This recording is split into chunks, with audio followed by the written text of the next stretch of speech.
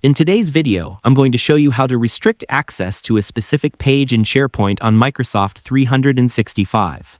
Whether you're trying to protect sensitive content, organize permissions for your team, or you simply want to make sure only certain people can view a particular page, this simple step-by-step guide will walk you through everything you need to know. Managing permissions in SharePoint can seem confusing at first, but once you understand where everything is, the whole process becomes much easier. First, open your SharePoint site in Microsoft 365 and go to the page you want to restrict. Once you're there, locate the page you want to restrict and hover over it. You'll see 3 vertical dots appear next to the page name. Click on them to open the menu. From here, select Manage Access. You'll see several options that help you control who can view, edit, or contribute to this page.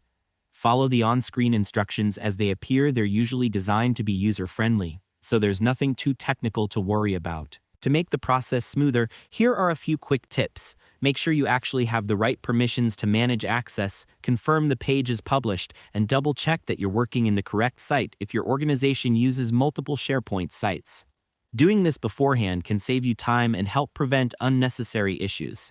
Once you've opened the Manage Access panel, scroll down until you see the advanced link. Click on it, and you'll be taken to the Full Permissions page. Over here, you can select any groups or users and adjust their permission level.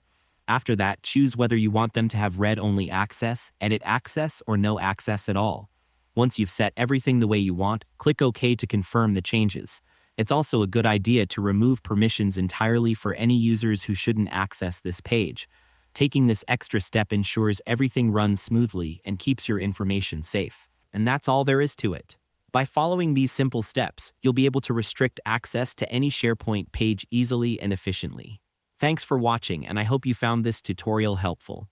If this helped you out, feel free to share it with others who might be facing the same issue. Why not make someone's day easier?